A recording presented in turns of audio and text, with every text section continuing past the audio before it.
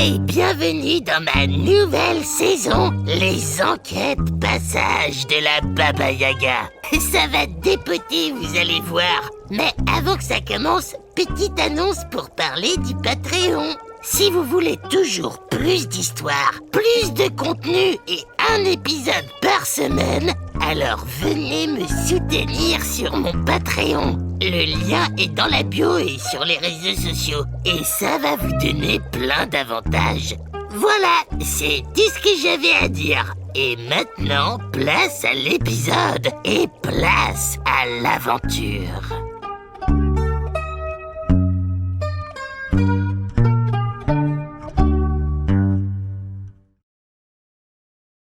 Hello, hello les petits fouinards. Alors déjà, avant toute chose, j'ai une grande nouvelle à vous annoncer. J'ai enfin été libéré. Le matou a apporté la valise de preuves montrant que l'amiral du crime conspirait pour voler la fameuse pierre des damnés. Et je crois que Vassilissa a fait jouer ses contacts dans la police. En tout cas, me voilà libre comme l'air. Et je peux vous dire que ça fait sacrément du bien de pas avoir en permanence le gardien-chef sur le dos. Mais je crois que ce qui a vraiment joué en ma faveur, c'est que le lendemain de notre tentative de cambriolage ratée, la pierre a fini par être vraiment dérobée. Exactement comme je l'avais expliqué à la police, qui avait pas voulu m'écouter. Enfin bref, vous allez voir que mes aventures policières n'allaient pas s'arrêter là.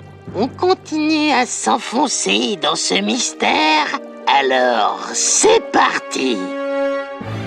Les enquêtes passages de la Baba Yaga. Une saison pleine de rebondissements pour aller jusqu'au bout du mystère.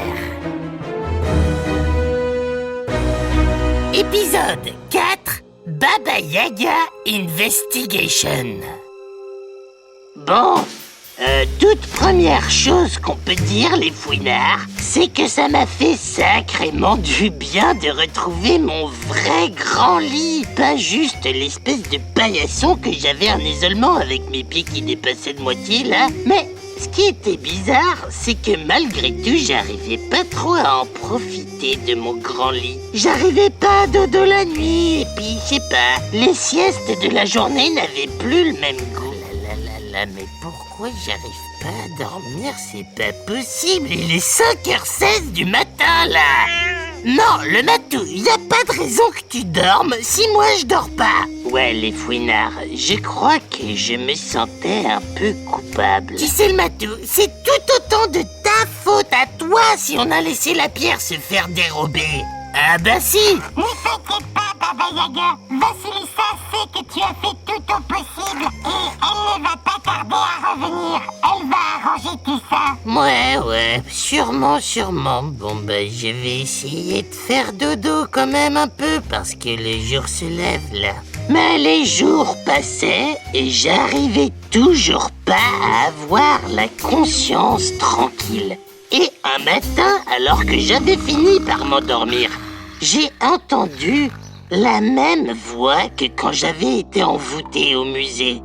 Dans mon sommeil, j'ai entendu la même voix caresser mon rêve.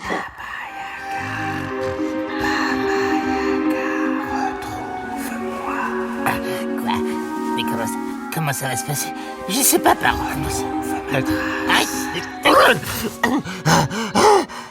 Et en me réveillant, j'avais une idée très claire de comment je devais procéder. Ah, le matou! Réunion de travail! Tout de suite! Pas le temps pour le petit déjeuner! Enfin si, d'abord petit déjeuner, mais après réunion de travail. Ou plutôt non, on va faire une réunion petit déjeuner. C'est plus sympa. Ramène tes trucs là, tes choux qui croquent, le matou. J'ai une annonce à te faire. Oui, attends, par contre, tu peux pas manger quand je parle, le matou. Les céréales dans ta bouche, ça fait un horrible bruit. On dirait que tu manges des feuilles mortes mélangées à des boulons. Stop, écoute le matou. J'ai une grande nouvelle à t'annoncer. Enfin, J'ai plusieurs grandes nouvelles, mais comme elles ont toutes des rapports les unes avec les autres, ça fait comme une très grande nouvelle. Non, le Matou, c'est pas une histoire de nourriture pour une fois. Écoute-moi que je te dis, et arrête de manger tes céréales. Tu te rappelles qu'on avait promis à Vassilissa de sauver la pierre et puis qu'on n'avait pas trop réussi. Tu t'en rappelles de ça, le Matou?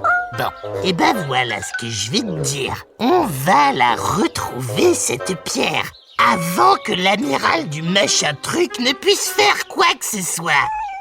Ouais, je savais que t'allais dire ça, le Matou. C'est vrai qu'on n'est pas particulièrement fort pour retrouver des trucs. Rien que ma paire de chaussettes de Noël, j'arrive toujours pas à la localiser. Mais c'est là qu'il y a une deuxième décision qui rentre en jeu, le Matou. Écoute-moi et arrête de manger une bonne fois pour toutes. Là, ça t'apprendra. On va créer... Enfin non, on va ouvrir... Quoique, on va créer et puis ensuite on va ouvrir notre agence de détectives privés. Ah bah oui! D'accord, on n'est pas top pour trouver des choses, mais comme ça, on va s'entraîner et ça va nous aider à trouver la pierre que Vassilissa nous avait demandé de surveiller. Et puis en plus, comme ça, j'arriverai à retrouver mes chaussettes le matin. Ne t'inquiète pas, le Matou. La poupée Bédaine, elle va nous aider. Je lui ai pas encore demandé, mais je pense qu'elle va être d'accord. Allez, au boulot, le Matou. Il faut qu'on ouvre la Baba Yaga Investigation, bureau de détective privé. Et ouais, les fouinards, vous avez bien entendu. J'ai pris la décision de créer mon agence de détective privé. Ah bah ouais, moi je suis comme ça. Je décide d'un truc et paf, je m'y mets. Et donc, on a trouvé des vieux bureaux désaffectés dans la vieille ville, pas très loin du musée. Waouh, c'est poussiéreux, mais... je sens que ça a plein de potentiel ici, le Matou. Et dans une boutique cradingue à côté, on a trouvé des meubles pas très chers. Tout ce fourbi là, ça vous fera 250. Mais je vous le fais à 200. Ah bah c'est gentil. Deal, tape là. On les a trimballés comme on pouvait dans nos bureaux. Bon, mais attends, mais le Matou, qu'est-ce que tu fiches là? C'est moi qui porte tout. Et comme il n'y avait pas d'ascenseur, c'était un peu compliqué dans ces très vieux escaliers. Bon, je te préviens, à 3, je vais lâcher, d'accord? Mais finalement... bon ben je lâche, voilà. Finalement, on a réussi à tout installer. Et notre cabinet de détective privé était enfin ouvert. Et on était prêt à recevoir nos premiers clients. Ça me va bien le Matou, là, mon chapeau un peu penché sur le côté. Mais c'est là que mon super plan s'est un peu enrayé. Ça fait bien détective privé ou pas? Comment ça, j'ai l'air d'une cloche? Parce que oui, on avait tout bien ouvert, on avait plus ou moins rangé et aménagé notre cabinet, on avait mis la plaque. Mais pour l'instant, les clients, ça se bousculait pas au portillon. Le Matou, voyons voir. Saucisse de boyau de porc en 9 lettres. Non, je crois que c'est plutôt merguez. Avec 2 Z du coup. Merguez. C'est bien simple. On était au chômage technique. Bon, le Matou, tu peux arrêter de me traiter d'andouille? Merci. D'une, c'est mal poli. Et puis des deux, ça me donne faim alors que c'est encore tôt le matin. Là, quelle heure il est? On avait juste rien à faire à part cirer nos bottes et ajuster nos chapeaux de détective. Andouille toi-même, le Matou. Quoi? Ah, mais non, ça rentre pas, andouille, ça fait 10 lettres, regarde. A-N-D-O-U-I. Ah oui, non, oui, ça rentre, le Matou, ça rentre. Bon, bravo. Suivant, plat de Noël en 5 lettres. Il fallait qu'on réagisse. Qui que c'est que tu traites de dinde, le Matou? Ça pouvait plus durer comme ça. On s'ennuie de pied ferme, là. Enfin, je sais pas, c'est pas du tout comme ça que j'imaginais ma nouvelle vie de détective. En plus, pour mettre dans l'ambiance, là, j'ai bu tout le café et j'ai dégommé la boîte de donuts. Et maintenant, je me sens pas super. Ouais, je sais, le matou, je t'en ai pas laissé, mais crois-moi, vu comment je me sens là, c'est plutôt un service que je t'ai rendu. Bon, allez, pas de discussion. J'appelle la poupée Beden. Elle va nous aider à nous sortir de cette impasse. Passe-moi le tel, le matou. Poupée Beden, elle est là. Attends, 7, 9, 9. Oh non, je me suis trompé. Ah, je recommence. 7, 8, 9, et voilà. Ça sonne le matou. Oui, allô? Allô, poupée Beden. Ben, moi, ça va très bien. En fait, je t'appelais de la part du matou qui avait une petite question à te poser sur le métier de détective privé. Allez, le matou, sois pas timide. C'est normal de pas savoir au début. Je t'écoute, Baba Yaga. Oui, mais c'est une question du matou, hein. Donc, le matou se demande comment on fait pour avoir des clients dans un cabinet de détectives privés. C'est une excellente question, Baba Yaga. Ah, t'as entendu le matou, ta question est excellente. D'ailleurs, faut dire que c'est un peu la mienne aussi, hein, poupée Beden. Pour avoir des clients, il n'y a qu'une seule solution. Résoudre des affaires, même des petites. Ouais, d'accord, mais tu vois ce que je veux dire en fait, Beden? Enfin, ce que le matou et moi, on veut te dire, ben c'est que nous, en fait, on a eu zéro affaire là. Donc, ben c'est un peu le cercle vicieux, comme on dit, quoi. Pas vrai, le matou? Il faut commencer quelque part, Baba Yaga. Contacte ta famille ou tes amis, mais il vous faut absolument trouver une première affaire pour commencer. Oui, non mais d'accord, c'est pas ce qu'on te demande Je là. dois vous laisser, je suis sur une piste pour retrouver la pierre des damnés. Attends, Beden, tu peux pas nous en trouver une d'affaire, toi? Allô? Oh, elle a raccroché. Elle m'a raccroché au nez. Bon, le matou, il faut qu'on trouve cette première affaire. Attends, tu sais quoi? On va appeler tous les gens qu'on connaît. Ou plutôt non, on va pas se fatiguer. Je vais enregistrer un message vocal et toi tu vas l'envoyer à tous ceux qui me connaissent, d'accord? Donc, vas-y, enregistre. Hello les copains. Comme vous le savez peut-être ou pas d'ailleurs, avec le matou, on a ouvert notre cabinet de détective privé. Et on a plein de clients. On est débordés. Mais comme vous êtes des copains, copines, je vais bien faire un peu de place dans mon emploi du temps et une petite ristourne dans la limite du raisonnable. Hein. Voilà, donc si vous avez un mystère à résoudre ou une affaire à élucider ou un truc à retrouver n'importe quoi, vous hésitez pas. Vous appelez le matou, c'est lui qui fait le secrétariat. Au revoir. Coupe le matou. Voilà, c'est très bien ça. Donc maintenant, on va se répartir les tâches. Toi, tu te charges d'envoyer ça à tout le monde. Et moi, je me charge de terminer les mots fléchés. On va pas laisser traîner ça jusqu'à l'été.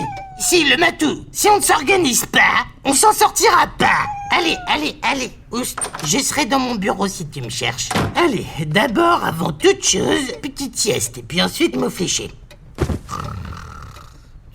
Bon, ça n'a pas tout de suite eu l'effet escompté, ce message. Moi, je pensais qu'on allait crouler sous les demandes, mais la journée a continué sans que rien ne vienne troubler le calme plat de mes mots fléchés. Bon, on va rentrer à la maison, le matou. On va pas coucher ici, quoi. Mais c'est là qu'on a entendu quelqu'un frapper à la porte. Oh! T'entends ça, le matou? C'est le bruit de notre gloire qui arrive. Et là, je sais pas si c'est la nuit qui tombait ou le fait que j'avais pas fait grand-chose de la journée, mais j'ai eu une petite pensée inquiète d'un coup. Et l'épisode de la ruelle obscure m'est revenu en mémoire. Attends, et quoi? Si c'est le type mystérieux, là, de l'autre jour... Attends, le matou, éteins la lumière. Non, rallume. Non, éteins, c'est mieux. On va se mettre chacun d'un côté de la porte, là. Et on va quand même prendre des précautions. Moi, j'ai ma sarbacane, et toi, tu prends, la graffeuse. Mais fais ce que je te dis, le matou, c'est pas le moment de pinailler. Qui est là? Déclinez votre identité, et je vous préviens. On est armés. Répondez, nom de Dieu, ou je ne réponds plus de rien. Ni du matou, ni de son agrafeuse. Qui êtes-vous? Moi la galette, c'est moi. Quoi? La galette? Baba Yaga! Le matou, c'est la galette. J'ai eu ton message, Baba Yaga, et j'ai une affaire pour toi. Entre, on va discuter de tout ça dans mon bureau. Viens, assis-toi. Le matou, va nous faire du café. Assis-toi, galette. Bienvenue chez Baba Yaga Investigation. Et voilà les fouinards. À force de persévérance, notre première affaire était enfin arrivée. Et c'était la galette, notre bonne vieille galette, dont vous connaissez l'histoire par cœur. C'était la galette qui venait nous l'apporter. Je sens que ça va être une sacrée histoire tout ça. Je vous tiens au courant dans le prochain épisode. Et d'ici là, les fouinards, faites bien gaffe à vous. Et surtout, n'oubliez pas votre agrafeuse quand vous sortez la nuit. À bientôt.